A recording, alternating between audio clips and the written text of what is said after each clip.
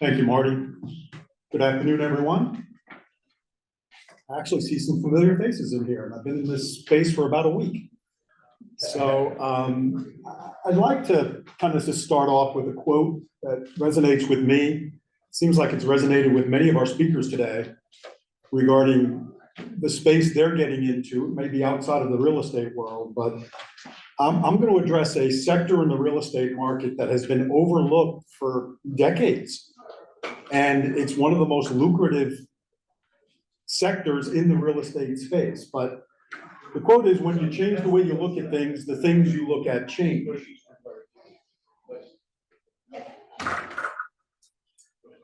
Modern day real estate investment options.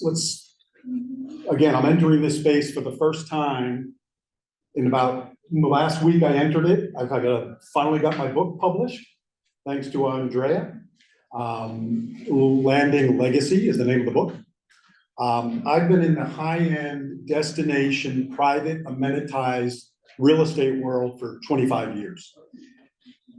Up on the screen, you see the modern day real estate investment options being commercial real estate, high-rise, office, strip malls, big box stores, multifamily investments, farm and ranch, hotels, medical, healthcare, storage units, RV parks, mixed-use spaces. And the last one is private amenitized communities with the quotation around statement properties. That's the space I've lived in for 25 years. So what is it? So I'm a licensed realtor, and that's about as close as I get to being perceived as a realtor for all the developments I've ever worked in. Realtors are wired. So we're not addressing the first 7 or 8 spaces, we're addressing the last space for my fund that we've launched. Realtors are wired to sell homes. Every year in the United States, approximately on average over the last 20 years, 5 million homes sell. There's 1.2 million realtors in the US. The total addressable market each year is about 2.2 trillion for home sales. But there's a huge part of that that is not getting addressed by the general realtors. The general realtors are wired to sell a home. They're not wired to sell dirt. They're not wired to sell land. Developers, private community developers, the only way they make money is by dividing their large tract of land, 2,000 acres, 1,000 acres, into smaller parts, and then selling the smaller parts. But they have not been effective over the last 2.5 decades doing that through general realtors. So what they do, they hire specialized teams to come in and sell their land for them inside the belly of the community. So a little bit about my background. 25 years in this space. Prior to getting into high-end luxury real estate, literally around the world, and I'll go through some of the projects I've been involved in and some true case studies in terms of land appreciation. I spent 10 years in corporate America, born and raised in New York, Chaminade High School, played baseball down at Clemson back in the 80s, and really never moved back to New York. Have lived in Charleston, Hilton Head, up in Asheville, North Carolina, Vegas, lived in Annapolis, Maryland, spent time in Macau on the Cotai Strip in China, Montego Bay, Jamaica with the Half Moon Resort, and I'll go through all of those. But what the results of all that were about $2.4 billion in real estate transactions and closed transactions that I've had in the last 25 years. Now, how did I do that? It's literally one-on-one. I have met personally in 21 different developments over a 25-year period. I have personally met with over 3,000 high net worth individuals, one-on-one, husband and wife, and at times their family and their kids and their grandkids are with them. But they'll spend 3 to 5 hours with me or somebody on my team inside that community to see if it's for them or not. And we use kind of a selling strategy that it's all about elimination. They're either coming to eliminate us, whether it's in Half Moon in Montego Bay, Jamaica, or I was with Sheldon Adelson on the Cotai Strip in China. They're either coming to eliminate us or put us on their list. if we make their list, they're gonna want to spend 2 to 3 days inside the community, immersing themselves in that lifestyle, enjoying those amenities, and seeing if these are their type of people. See if there's a certain vibe and energy that resonates with them that they're not getting from where they are at home. And many of my buyers, this is their second, third, and fourth homes. We're targeting for the MRLO Venture Fund, and I'll get into the details of what the fund's all about. We're targeting communities where there's no restriction on when you have to build. Because somebody who is in manufacturing in Wisconsin may not want to, that runs a family office, may not want a lot or a house in Palm Springs. They may not want a house in the Hamptons. Land, it doesn't take a lot of cost to operate land. You're paying your dues, your fees to the community, and you're paying your taxes on the land. And the rest of the time, you're just banking on appreciation. So what do I mean by statement properties? You've heard of trophy homes and so on and so forth. The statement property is the elite, the best of the best. It's surrounded by mountains, lakes, rivers, and oceans inside of a private community. There's a very limited supply of these lots. The developers will not and do not sell these lots at a retail value. They're trying to gain momentum in their community. They usually release 15 to 25 lots at a time. In the communities I've been involved with, I price the inventory. So we're trying to seed the board, keep momentum going as we go through each one of these communities. But here's the communities I've been involved with over the last 25 years. Mount Air Country Club was my first community. It's in Burnsville, North Carolina. It has a private landing strip on top of the mountain. Runway is 2875. Private planes come in, Cessnas, Citations, so on.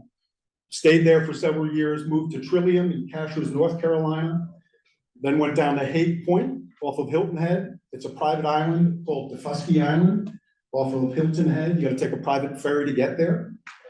Spent about 6 months at One Venue Range. We averaged in that particular project, the highest cost of a condominium in Charleston, South Carolina at that time was $202 a square foot. We averaged $606 a square foot. How? We put everyone through a process, which I explained a little earlier, immerse themselves in the lifestyle for a few days, see if these are their type of people, see if this community is for them. So we parlayed that success and then went to Islands of Beaufort, down in Beaufort, South Carolina. When I say went down there, we typically handle all of the real estate and the marketing for the developer. Until the last 5 years, my development partners and I, we actually own the developments. So another project I did was an interesting one, was 2 Liberty. We worked with the Falcone brothers from down in Boca Raton, I believe, and converted the top 20 stories of 2 Liberty in Philadelphia to condominiums, looking out over William Penn and the Conshohocken River, in case Philadelphians in the house. From there, went down to Half Moon in Montego Bay, Jamaica. Half Moon is owned by the Stewart family from Bethesda Chevy Chase. Clients down in Half Moon were Jacqueline Kennedy Onassis, wrote her last testament will there. Castro used to go there. We'd move them from one royal villa to the other royal villa. Prince Charles would go to Half Moon in Montego Bay, Jamaica. Kind of the pinnacle of, the short career, it's been 25 years, has been the Hard Rock Hotel and Casino. I was tapped to go work and exclusively own the anxiety of Peter Morton, who was dating Linda Evangelista at the time, and his son was dating Lindsay Lohan at the time. And I got immersed right into the belly of all of that. My job was to own his anxiety. That was literally my job for 2 years. Bands would come in my office that I've never heard of. Linkin Park, Korn, System of a Down. Of course, I knew Bon Jovi, Vince Neil, Motley Crue, knew all those guys. But we ended up doing the largest single phase launch ever done in North American history. And Marty, when he invited me to come speak, he's like, how do you not even have a LinkedIn account? I didn't need one. I'm dealing directly with the high net worth individuals, 3,000 of them over a 25-year career. So another project we did, I did some consulting on, is the Greenbrier in White Sulphur Springs, West Virginia. The Greenbrier started in 1778, and it took them until Let that sink in for a little bit. 27 presidents had stayed at the Greenbrier over their tenure in their presidency. And it took them until 2002 for them to finally offer real estate.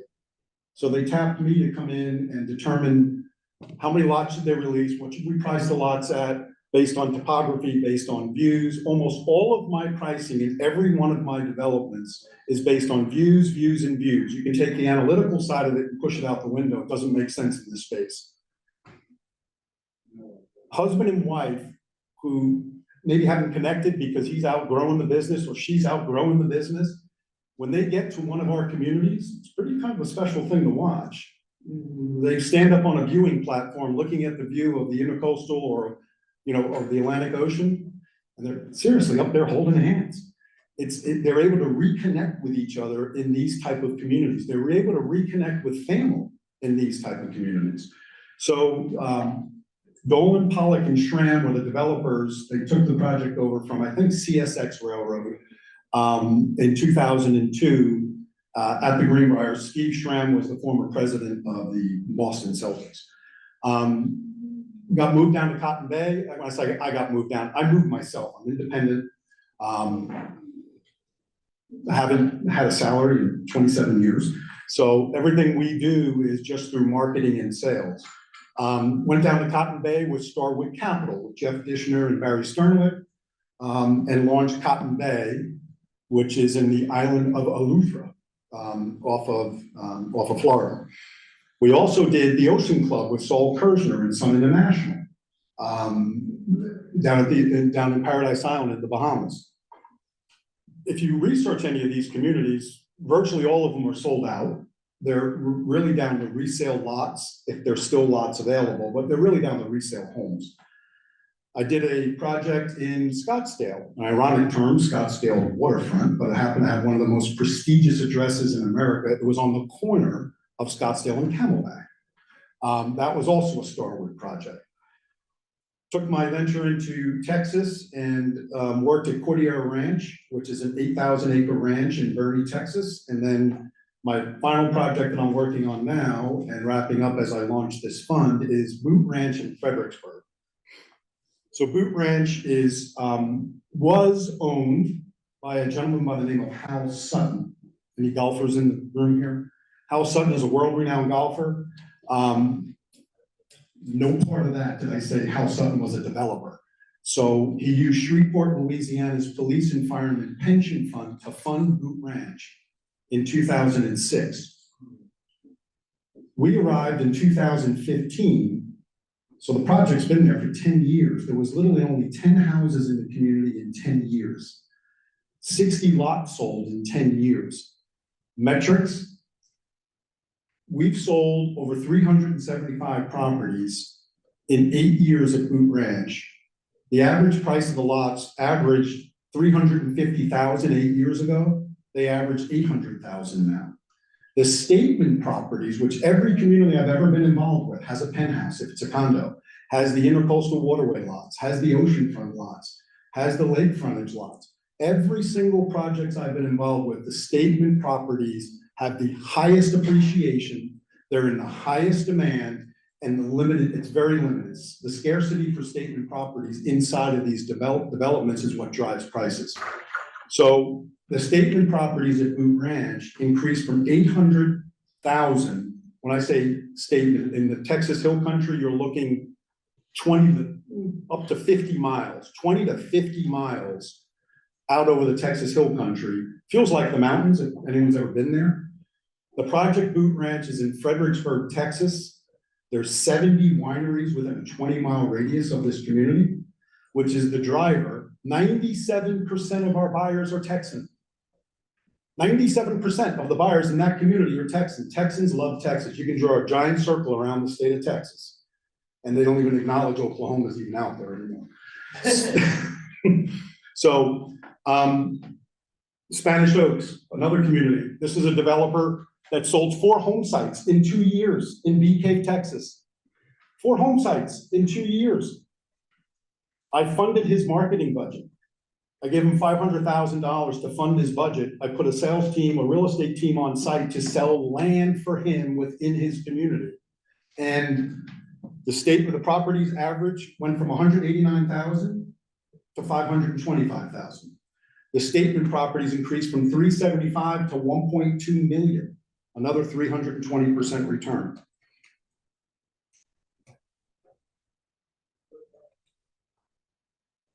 Okay, keeping it short here, Marty. I have my warning. You got about 5 minutes. Oh, there you go. All right, so what have we done? What have I done?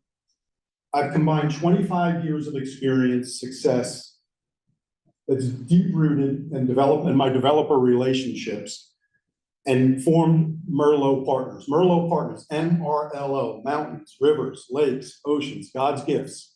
It's what draws people to these second, third, and fourth home environments.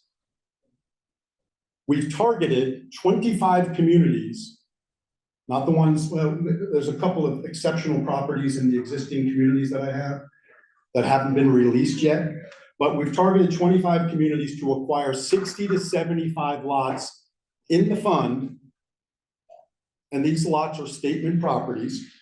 We'll provide early access. That's what I can provide. I have relationships with developers all around the world. I've been all around the world. One of the projects, I'm not sure if I mentioned, I was on the Cotai Strip with Sheldon Adelson. And then obviously in Montego Bay, Jamaica, Half Moon, and then I was at the Ocean Club in Paradise Island. So we do national, international. The targeted properties are mainly focused in the United States. 25 different communities. We're targeting 60 to 75 statement properties, likely going to be in that 800,000 to 1.2 range. And the key to this is no restriction on when they have to build. That has to be in the documents. The other major factor to this is no home has to get built on it.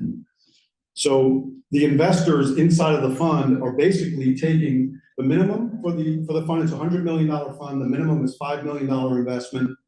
And we're going to take that $5 million investment and spread it across the 60 to 75 properties in 25 communities. So the family office won't be buying a specific lot in Park City in the Talisker Club. We'll reserve first. Well, let me tell you what I mean by reserve. Fully refundable, typically $25,000 to $50,000 deposits. I'm going to go ahead and advance and reserve these properties on behalf of the fund. And then